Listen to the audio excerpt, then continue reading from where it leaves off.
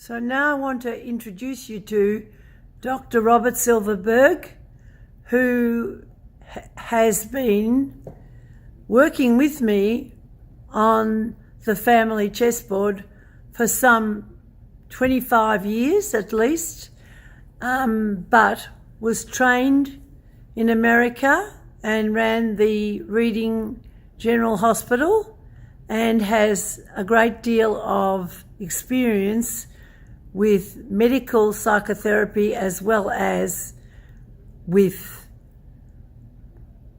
helping people make up their mind about how they can change their ways in families.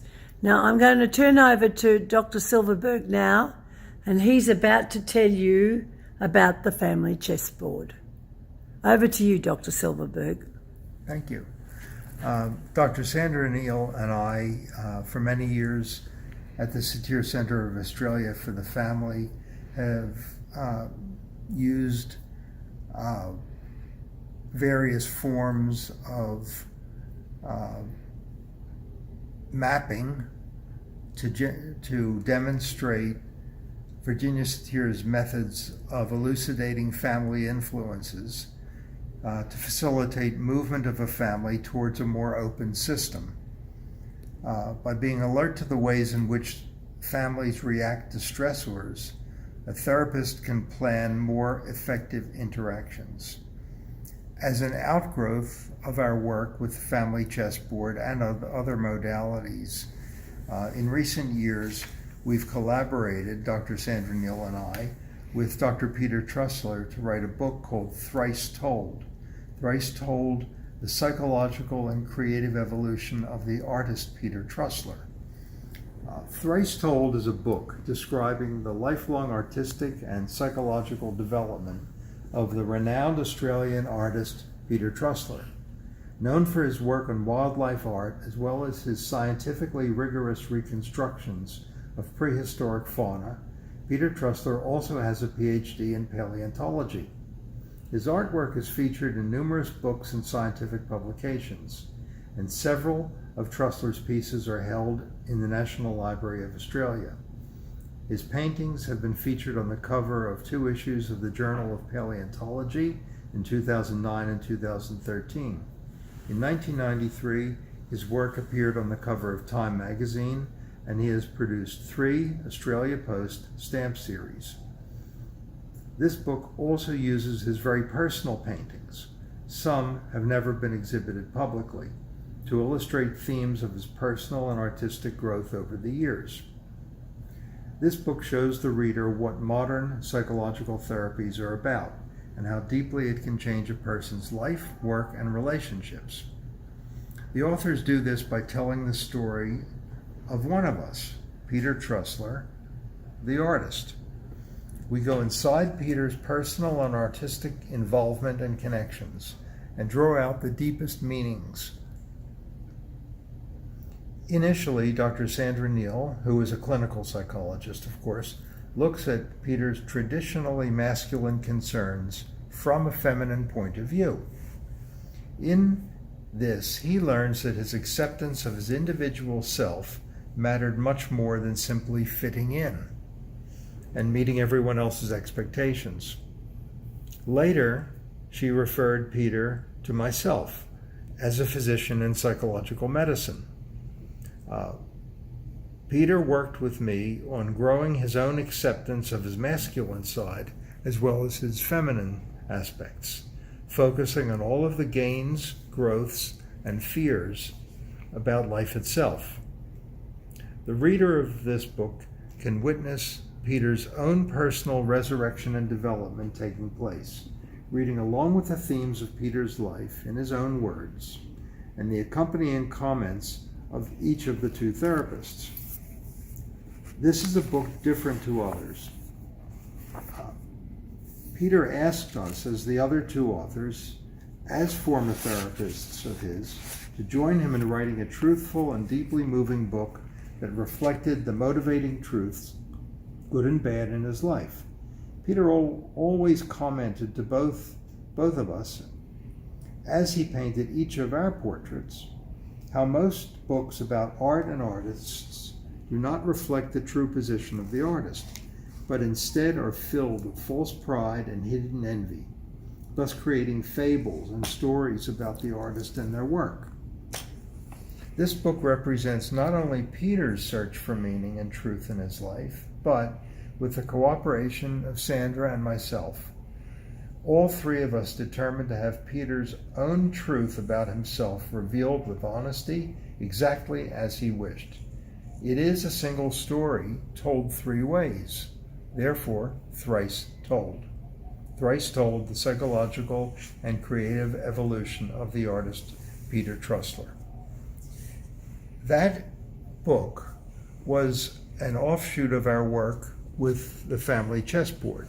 The family chessboard is a means of working with the organic growth model of Virginia Satir, which she also called the seed model, which emphasizes the importance of process and feelings over cognition and content. There are several key theoretical concepts that are important in the Satir model that we base our work on the family chessboard upon. Peace in the family starts with creating harmony within the self.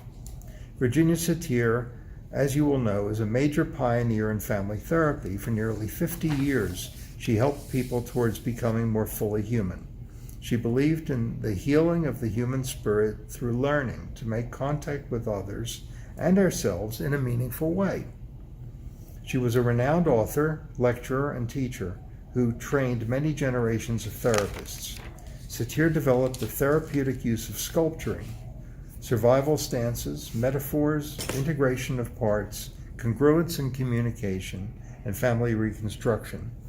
She was warm and intuitive in her understanding of people. Her goal was to develop a consciousness of peace inside and outside of ourselves, individual health, and social and personal responsibility. Her methods combined concepts of communication theory with humanistic notions of self-esteem and a dynamic understanding of how increasing awareness of patterns learned in the family of origin can lead to change. The Satir approach is very experiential and involves families and exercises and activities during the sessions. We have been personally involved with this process for many years and have been working with and teaching these methods based on the Satir model throughout our career. We believe that effectiveness of these methods is due to the combined use of traditional, individual, psychoanalytically oriented dynamic therapy models and Satir's psychodynamically informed family therapy approach. In addition, her model stimulates an innate, universal, healthy growth process. It taps into the resilience of the person automatically, and it supports the implementation of familiar and comfortable methods for a wide variety of therapists and clients. It's especially practical for private practices and clinics where practitioners have the need to treat both individuals and families in the context of their entire lives, which includes their work, their relationships, and cultures. Satir's approach is very adaptable and welcomes additional and additive methods that build on the basic pragmatic processes that she pioneered.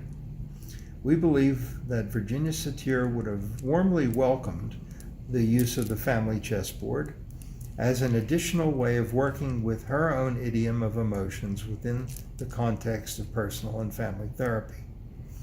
At the Satir Center of Australia for the Family, we've long used the Satir tools of sculpting family patterns, along with family maps, to discover patterns of beliefs, rules, and values, as well as the wheel of influence and life chronology.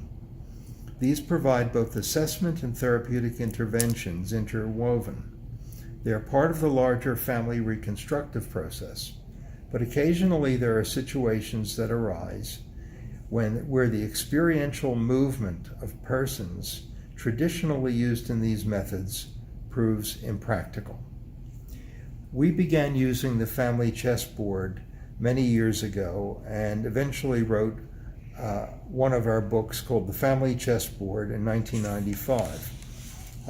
We devised that method in order to adapt Virginia Satir's notion of sculpting families to a more limited environment.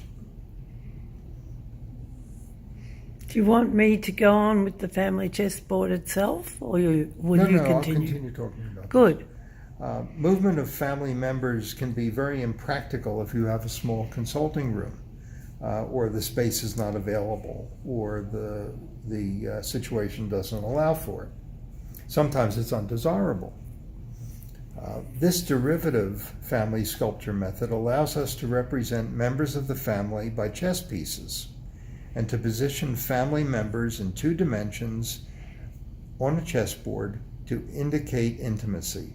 In a second task, it allows us to indicate the optative, objective, and subjective positions between family members. All relations and positions are recorded, including representations of parents, siblings, step-siblings, and non-residential members of a family. It is another vehicle for creating differentiation, integration, and awareness for and of change in the family. It allows one or all members of a family to be symbolically represented in a less threatening but equally rich and complex 3-dimensional chessboard and pieces type interaction. The language that a person uses in describing these interactions is solely their own, and chess pieces are labeled and named explicitly to fit in with the perceptions of that person and to make the rules of a family explicit. Family bonds and triangulations, the boundaries of each family, the affectional and power roles, gender issues, occupational and cultural issues are identified and often can be transformed using this brief, intensive, and process-oriented method. Each person participating in the family chessboard needs only a standard chessboard and the chess pieces and his or her creative senses. No prior knowledge of chess is necessary, and in fact, the game of chess is totally irrelevant to the process that we use. The materials needed are a 64-square chessboard. Usually, only chess pieces are used, although it is possible to use drafts, checkers, wooden beads, or other assorted items that happen to be found in the room in which the method is being used. We begin this method by giving instructions. The instructions are general and specific at the same time. Instructions are given to each member of a family present. We say, in front of you, and then pointing to the chessboard and chess pieces, we have different figures which stand in for people in your family. One of them might be for a father, one for a mother, and there might be figures that could be for children, grandparents, other people, animals or things that you consider to be important in your family. We want you to put each of these pieces on the board to show how close or distant you feel to each one, and how close or distant they feel to each other. You can use the pieces in any way that you wish, using any of the spaces on the board. There is no right or wrong way to do this. Just try to show how you would see your family and group and what is the most important to you. Then the task begins, and each person, using the chess pieces and the chessboard that they have in front of them, records and explicates the most important pieces for him and her. Pause. Pause. I think we're going to pause for a second. Berg and myself decided that we might talk about the various methods that are used in the chessboard by talking about 4 or 5 different topics. The first being instructions, secondly, therapeutic questions, thirdly, uses of the actual method, and fourthly, the method itself, and lastly, materials that are needed to use, and fifthly, general instructions. At that point, Dr. Silverberg will speak further about the general instructions. So I'm going back to instructions. Is that correct, Dr. Silverberg? I've already spoken to that. So what have you spoken? I've already spoken about the instructions, so you can do therapeutic questions. Okay, that's fine. So we wrote this together a long time ago, but we use it all the time. So therapeutic questions that arise later during the chessboard might be things like, tell me why you placed these people where you placed them on the board. I want you to show me how you would like to change your family. Explain what it would look like if you did make changes. Would you like to tell me what you're thinking? Why did you move that person the way you moved them? And to these answers, they're very reminiscent of the 4-step questioning that Florence Caslow used in projective genogramming. For example, they were questions like, whom do you want to begin with, and why do you want to admit or exclude someone? The family chessboard has multiple uses. Remember that many of the symptoms in a family arise because of the interrelationship between the members. For example, Peggy cries in the family, and this might mean that the dog runs away, and Dad yells at the dog, and then Kathy hugs Paul, and Paul hides his head, and Mum yells at Dad, and Peggy cries again, and so on. This method is suited for use with individuals, couples, families, or organisations. It's suitable. It can be used alone or with each member of the couple or family to discern their own identifications, patterns of closeness and distance, affiliations, missing figures and objects, and desired future choices. The method can be used to look at the turning points and the times of change. For example, say I married in 1935 and I had children in 1955. Looking at the times of change make a big difference to understanding how things happened. And most importantly, in understanding the development of the family's status quo. It has been pointed out by Mnuchin and Fishman, 1981, that other family therapists, that times of change are often the ones that are the most important to be negotiated. We look to the unlocking of resistance to change, just like during wartime, as we have at the moment. The family chessboard helps us show each member reasons why the patterns of constructive or destructive behaviours occur. And so if we use this method, for example, to trace what's happening in Ukraine and in Russia, we may find an awful lot about what's happening that we didn't know. The method lends itself to helping to eradicate the influence of the past on the future. As Satir said, the past need not contaminate the present. It's intended that in a group and family therapy, The method focuses on the inclusion and exclusion patterns between mother, father and child. For example, in the primary triad, there may be an unwillingness for members to examine their assumptions about dependency, autonomy and authority.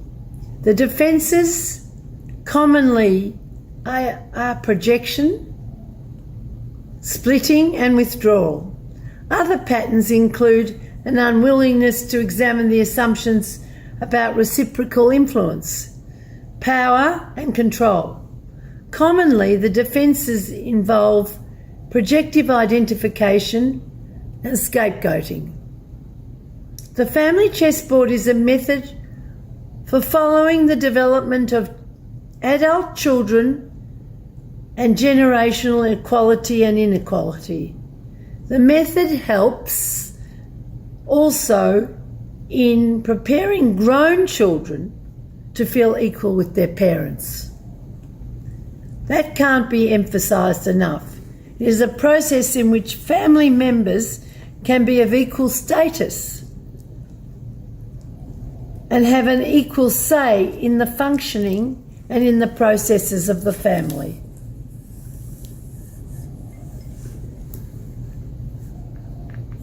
It can also be a way of revisiting and, in inverted commas, going home at various developmental stages without actually doing so.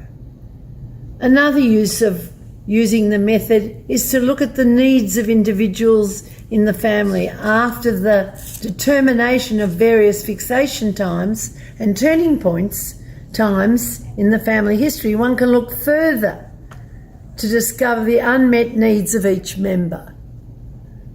Critical decision points are highlighted and emphasised in the exploration using family chessboard, and discussion of what happened and what might have happened occurs.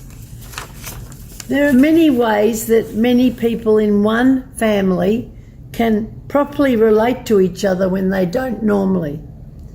And when a mother dies, for example, effects upon the surviving person are traced through their lifetime, and the effects upon that person and that wounding can be seen from the point of view of each of the different siblings in the family, plus the parents. One can also use methods to look at the self of an individual. Anthea Horner, 1989, referred to one way at looking at the motivation and conceptualising three parts: the identity, the I am; the mastery, the I can; and the intentionality of that person, their will. These can be observed and followed through each of the individual's life during different turning points. So I'm going to repeat that. Ways of looking at the I am, the I can, and the I will of that person. Further, the rules of the family can be explicated. All kinds of rules, types of families are quickly diagnosed: enmeshed families, distant families, confluent families, democratic families. The rules of family are proposed very well by Dr. Frederick Ford in 1994 as the following: one for all and all for one, two of us against the world, until death us do part, for one to be happy, all to be happy, and often plainly illustrated on the family chessboard. And if I say to you that it's like learning about how in society different rules are used in order to create different effects, it is absolutely true. You can find that in the family chessboard. Yes, the method. The family chessboard has been adapted from clinical observations, improvisations and therapeutic strategies. In order to accomplish the goals, a basic methodology had to be found that seemed to work. A therapist and a family meet together. It might involve 2 therapists and 5 members of a family, or 1 therapist and 2 members of a family, for example. The therapist tells the family that they are about to use a technique which should be fun as well as serious, and thereby introducing a useful therapeutic and diagnostic paradox. The materials involved are any 64 square alternating colour chessboard can be used, as well as any set of chess pieces. Chess sets are culturally specific and are useful in other cultures. For example, when Dr. Silverberg and myself went to Bali, we had carved 2 sets, one that looked like an English set of chess pieces and another that looked like a Balinese set of chess pieces. So in the Balinese set of chess pieces, there was a cow or an animal with horns, which wasn't in any other one. So having done that, it might also be possible to use other pieces that are around while you're doing the chess, the actual chess work. For example, there might be drafts somewhere in the room, the little round things that are used as markers or checkers, or other representational objects are fine. For example, if you've got a little statue in your room, you can use that statue to represent someone or something that's important. It might also be possible to use checkers as representational objects, but we have found that the chess pieces suit the purpose best. And the general instructions run like this, and I'll try and do it as fast as I can so that you will understand how really interesting it is. As previously outlined, just before I go on any further, I just want to tell you about a situation that occurred when I did such a chessboard a long time ago. And what happened was that the person who was having the chessboard done for them was completely disqualified by one of the other members of the family swiping all the chess pieces off the board, which meant that we couldn't really examine terribly well what was meant by swiping all the pieces off the board. So I'm just going to tell you the general instructions now so that you can understand what you have to do in order to have it happen. As previously outlined in the introduction, the family is instructed together. Generally, each family member produces his or her own version of the family chessboard. The person is told that is sitting in front of them, this is a chessboard and chess pieces which are designed to stand for people and objects in the family. One is meant to be father, one is meant to be mother, and there are figures for children and grandparents and others who are important in the family. The person then selects chess pieces that represent important figures in the life of that family and for themselves, their personal self. Other important figures such as pets, special toys, friends, playmates, all those different people that are represented in a person's life how close or how distant one feels towards one or another. You can use the pieces in any way you wish to, using any of the spaces on the board, but there is no right or wrong way to do it. Just try to show how you see your family and what's important to you. The family member then generally selects and reselects the pieces that fit with his or her own internal image, and then places the pieces on the board. We have noticed people represent emotional distance and closeness by distance and closeness between the pieces on the board. While people portray distance differently on the chessboard, they usually are consistent throughout the exercise. Some people use the squares as units and divide the squares. We have also noticed that people have different pieces for different reasons. One would understand how a king could be a dad and a queen could be a mum, but often people select people for reasons that are quite idiosyncratic. One might try to understand how a king could be a dad and a queen could be a mum, but often people will select pieces for reasons that are so idiosyncratic and do not actually represent what we imagine ourselves. For example, a black queen appeared on someone's chessboard, and then the black queen represented a dominant mother.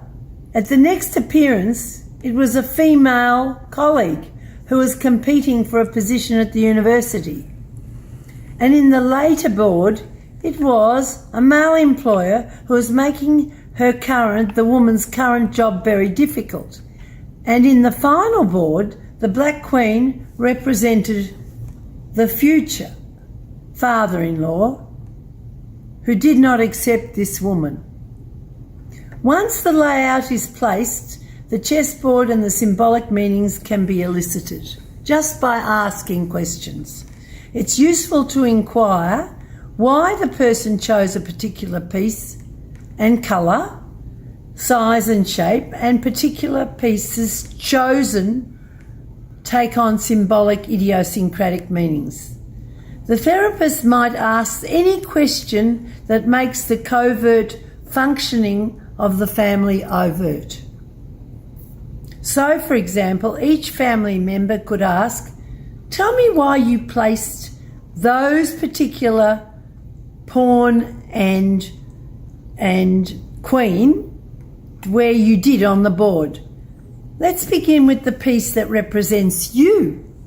And quite often, the positions of all the figures on the chessboard can be recorded on a standard form for inclusion in the clinical record. It's very easy to do that.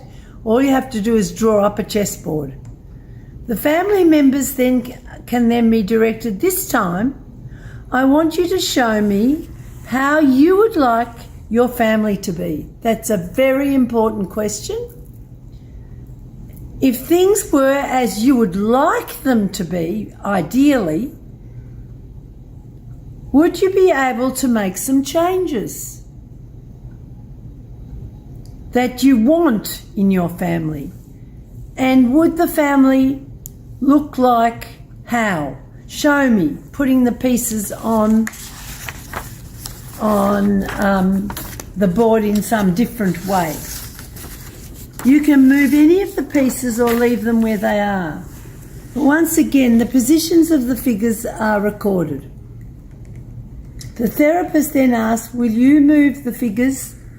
Will you change them, or would you like to tell me what you were thinking and feeling when your sister changed that position and put herself in the extreme end of the board?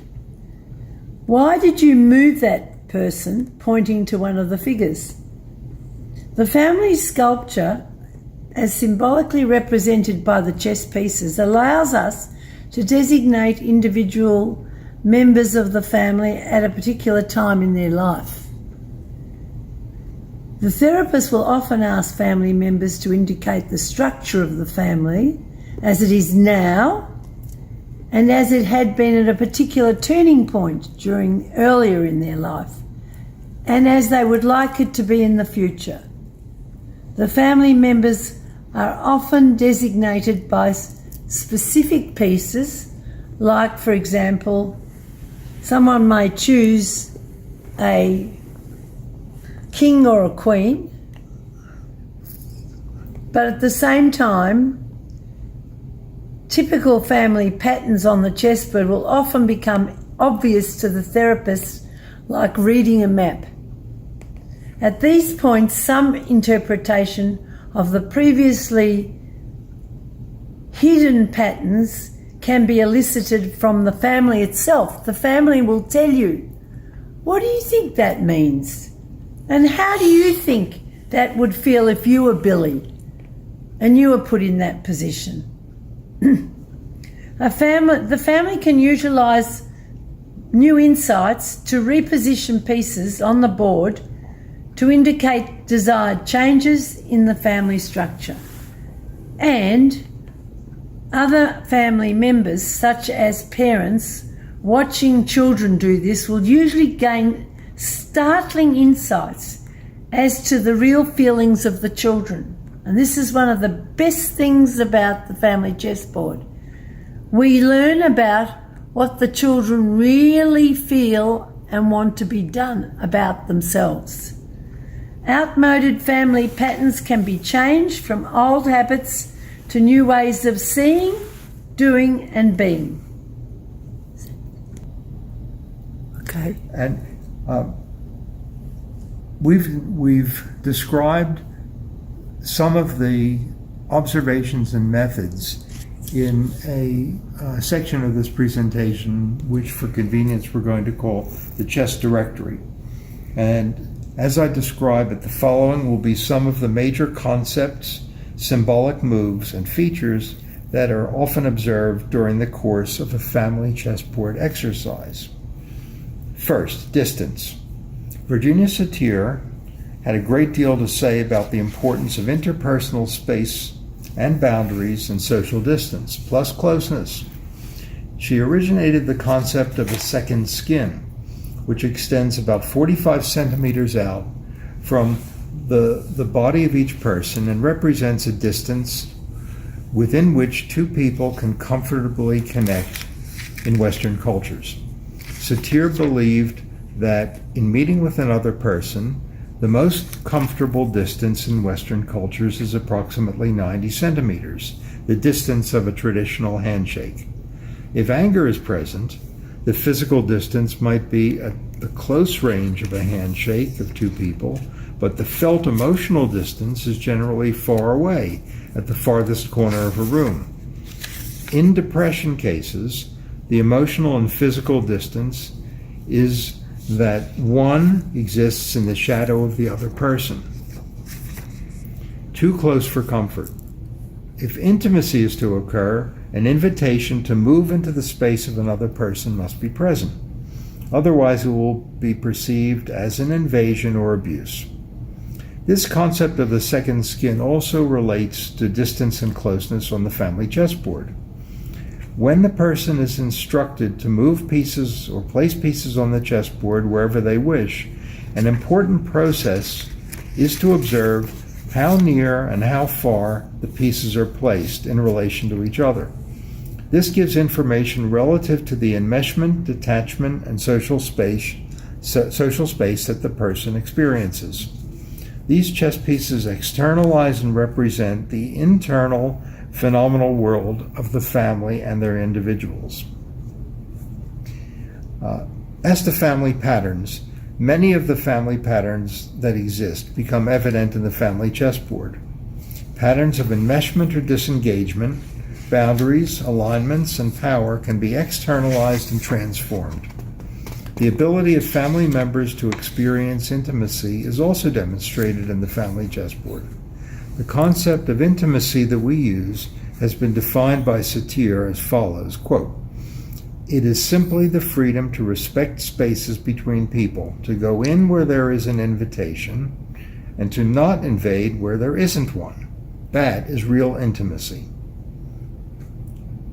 What has become evident is that as family patterns change over the course of therapy, the patterns on the chessboards also change accordingly.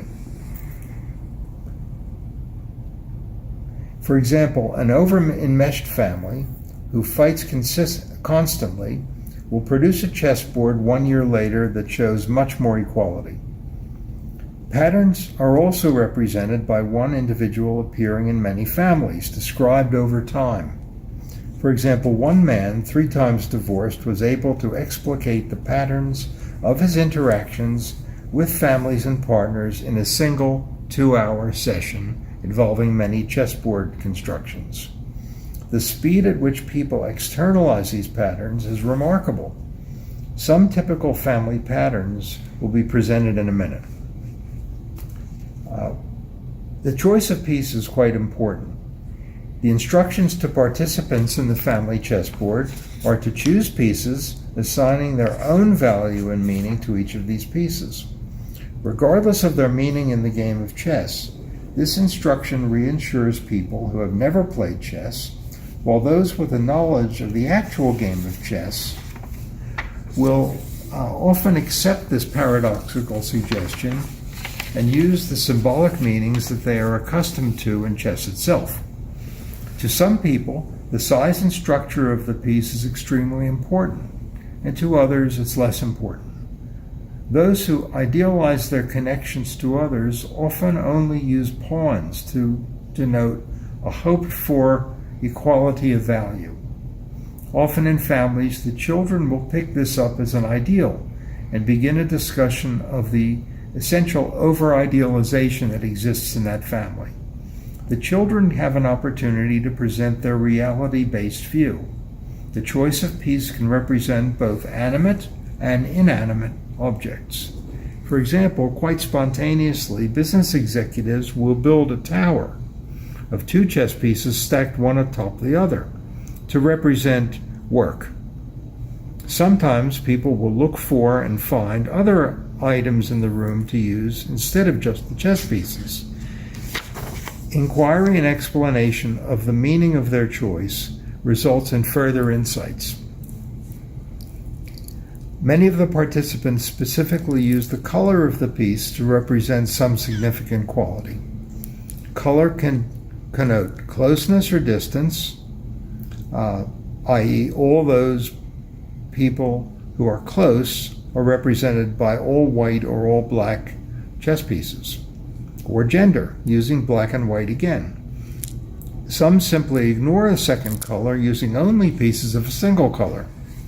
These choices always have a symbolic significance to that person and are worth investigating by simple inquiry. The other aspect of color choice is sameness and difference. A person may say that those who are one color are similar to me, and those who are the other color are different to me. The symbolic meaning is one of the most interesting aspects of the family chessboard, since concrete and abstract thinking becomes evident on this dimension. Abstract thinking is connoted by the naming of the pieces. Some people think in highly symbolic ways, so the pieces can be chosen to represent abstract concepts, such as meaning in life, important books in my life, or the parts of myself. These people can be extremely abstract in their descriptions on the chessboard. People who are more concrete in their thinking will have less understanding and usage of the abstract connections between pieces, or the possibility of utilizing these pieces as anything other than representations of human figures. Using the chess pieces, little children are often very able to unfold the ways they symbolize their phenomenal and emotional worlds in far more direct ways than the adults. For example, a young child displayed her fears of death in a family chessboard session with her parents. She placed pieces representing 4 generations of ancestors she had detected in frequent visits to the cemetery with her aunt, who suffered from pathological mourning. The parents had not even realized the cemetery visits were occurring. Since these methods are not language dependent, it can be used with very young children and in multicultural families, often without the intervening artificiality of translation. Missing pieces, when they occur, is one of the most significant and critical to observe. Often people have difficulty in deciding which pieces to use on the chessboard, which to leave unused, which should be counted in, and which should be counted out. For example, one man in a couples group had trouble deciding whether to leave a piece representing a good friend on or off the board. After changing it six times, the therapist asked, "Well, is it on or is it off?" The man looked puzzled and said he was not sure. Later, it was found that this particular friend had, unbeknownst to him, just died in a car crash in another state. Jung termed this type of occurrence a synchronicity. Often, in a subsequent session, persons will say that they have left an important piece off of their chessboard. Can I say one thing about that particular case? The whole group were absolutely stunned by the fact that so much occurred in such a short time and that they couldn't do anything to stop and to find out what was wrong until that particular man returned to the group 2 weeks later. So I'm saying something about the actual process, which can be so revealing for everyone concerned. The group was so relieved, the group of 10 people involved, which we were leading, were all so relieved to know that that's what had happened. And they didn't know that for at least 2 weeks after the death of the friend in a car accident. So I'm just trying to say how very amazing this whole process is, and how much you can learn about other people's ways of being and what other people want, really, from this method. Do you want to continue now? Okay. So now you're up to, where were you up to? I was saying that often at a subsequent session, persons will say they have left an important piece off of their chessboard. Yeah. This type of forgetting can be an early indication of shame, humiliation, or an attempt to maintain dignity. Missing pieces may signify the lapse or lack of connection with significant others. For example, in a historically authoritarian patriarchal family, if the father is no longer present in the family, the chessboard may be constructed with no piece to represent the father at all. One of the most important things we find in using the chessboard method is to explicate rules from childhood. There are many rules from childhood that continue to be followed in adult life long after their original usefulness is gone. Frederick Ford in 1994 wrote that these family rule systems can be classified based on the rules that are used. These rules are often explicated on the family chessboard, and the patterns observed can be seen to match Ford's groupings, which are summarized here. Can you just pause that for a second?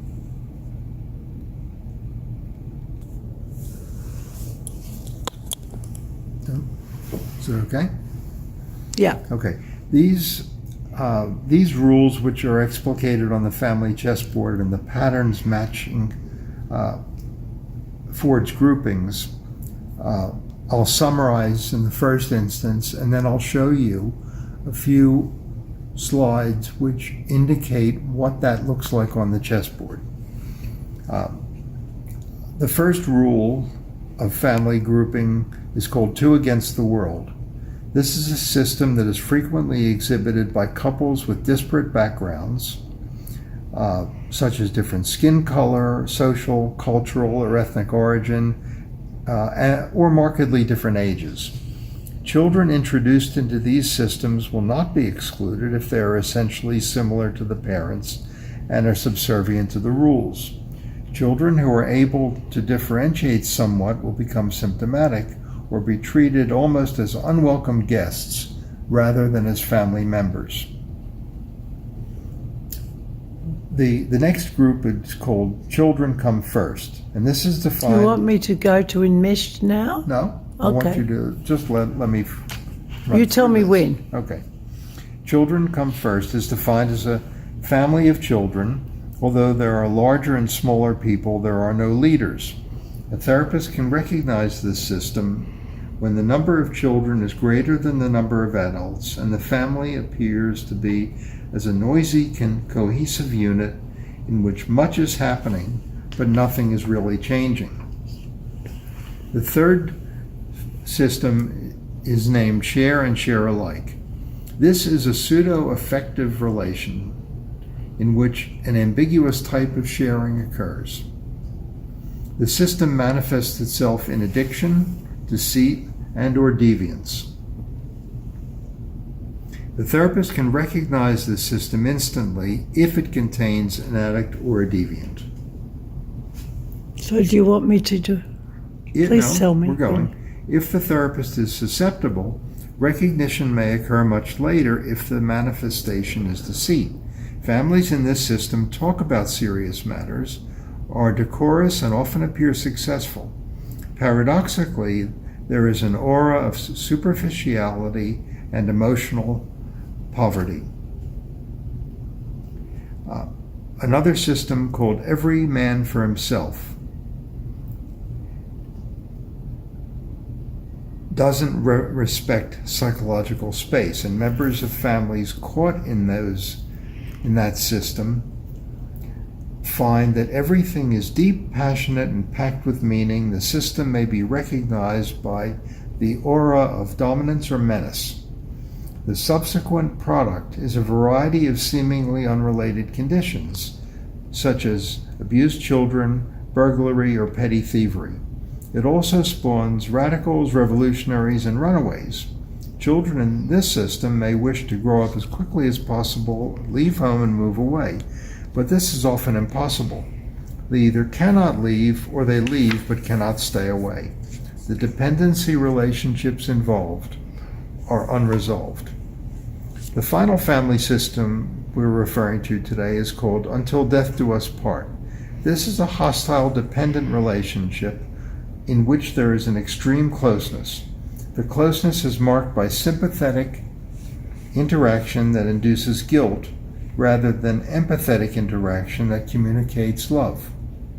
Although outwardly successful, the family inwardly experiences a pessimism and doom. It must be suspected if there has been suicide or murder in proximate generations, or when any family member has symptoms or diseases that may lead to an unnatural premature death.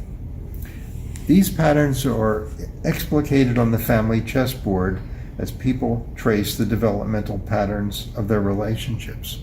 And now I want to indicate a few slides that show what that looks like on an actual chessboard, which has been photocopied or drawn from actual family chessboards that have been done. The first that I want to show you is called Enmeshed. Do you want me to move this? Close, very close. Very close. And do you want me to put No, okay. Just keep going. Just stay with enmeshed. Just line it up properly. Yeah. This is a slide that indicates an enmeshed family. The king represents the father and the queen represents the mother, and you will notice that all of the family member pieces that are representational, and we don't know exactly who they are in this one, are all clustered in the center of that chessboard. There's none on the periphery. There's none on the periphery. The next one that I'm going to show is called an overprotective board. In this instance, the queen, which is this piece, is You want the pink one?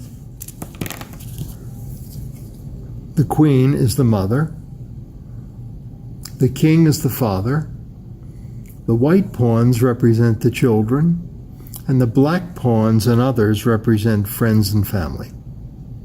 In this case, it's overprotective because the children define themselves as having the mother stand between the children and the father, so the father cannot relate to the children without first obtaining the mother's permission. In divorced families, and this is a good image of a divorced family, the castle represented a middle son, the pawns represented an oldest brother, the queen represents the mother, and the king represents the father. In this instance, the children, who are the ones who made this design, indicated the parents at opposite diagonal ends of the entire chessboard, having little or no relationship to each other. The children occupy the central portion of the chessboard in birth order, and the children then represent the messengers between mother and father to mother. This is an uncomfortable position, and the children represent that discomfort in this way. The next diagram is that of a disengaged family. The mother in the family represented herself as the queen. She put herself down here. She noted the king as her husband, the castle as her brother, and the pawns as children. And what's obvious just by looking at this is that all of the pieces representing individuals are spread throughout the board. By space and distance, they have very little to do with each other and are disconnected and disengaged from each other, not only in space, but also in emotion. This is a family dominated by animals. The king is the father, the queen is the mother, this bishop is a brother, the castle down here is the self of the child who made the diagram. The knights are the horses, and this child related better to the horses than to the members of the family. So clever. But didn't have to say so in words, only indicated it on the chessboards. The parents hadn't noticed this until this diagram was explicated. This is a family dominated by a parent. The pawn represents the self and the other children. There's the pawns. The queen represents the mother, and the king represents the father. And in this case, the child believes that there is a domination by one parent or the other, and the children have no say. In an isolated family, the black pawn, who happened to be the second-born son, felt that he had no place in the family. And so he put himself all the way at the edge, and he indicated the rest of the family quite enmeshed and cohesively in the central portion of the chessboard. Again, the parents who are represented on the chessboard were present along with the other children, and they hadn't noticed that this child felt this way. And the final one that I want to demonstrate is a family that's dominated by children. In this particular one, the pawns are the parents. There they are. The king represents the older daughter, The castle represents the younger sister. The queen represents the oldest son down there. And the knight represents a younger daughter who is closest to the older brother. In this family, the parents are considered subservient to the needs of the children and are overly responsive to the demands and requests of the children. The children knew this, but the parents thought they were just being good parents, giving the children whatever they needed. So now you want to show? Can I just continue talking? Yeah. Do you want to? Look Just for a second. And these processes, as you can see, are quite easily noticed just by looking at the images of the chessboard. You don't have to have a long-winded discussion. It's not necessary to be analytic. It's not necessary to... And especially the children know very quickly. ...to describe what's going on. And what's characteristic of this is that very often the children know the truth of the family system. And the parents, despite their best intentions, really don't know much about it at all. Okay, pause. Can I press it now? Pause, please. Just a minute. You hadn't pressed it. I did press it. Okay, now I've got it on pause. Now, you're going to do group processes. No, you told me to go to conclusion. All right. Do you want me to read this group processes bit and then finish by conclusion? Why did that change? Because I just wanted to talk to you about it. Okay, you do it. Okay. Now I'm going to read group processes then. Where is group processes? I don't even know where it is. Okay. I'm going to read that. And then I'll finish it. And you're going to go to do the conclusion. Okay, yeah, okay. So you've got to press it on. Okay, so you have to point it at me and press it on. Okay, I'm not going to bother correcting any of this stuff. Okay? Okay. So in conclusion, as you may understand, this has been a very exacting and wonderful process that we have discovered. It's been my experience that a humanistic, systems-oriented, experiential approach to families not only promotes the natural, continual growth of that family, but also promotes resilience by allowing the family to update their own worldview of their own family, moving from the pessimistic towards the optimistic. The negative, moving from the negative to the positive, from competition to fear towards cooperation and love. Now those things, it might just seem like words now, but when you see these changes taking place as the family moves using any number of these ways, it becomes apparent that therapists all over the world were searching for methods of fostering congruence, promoting equality of personal value, and striving for better relationships in their families and in the world. I believe that we have found one of the most useful and wonderful methods to help families.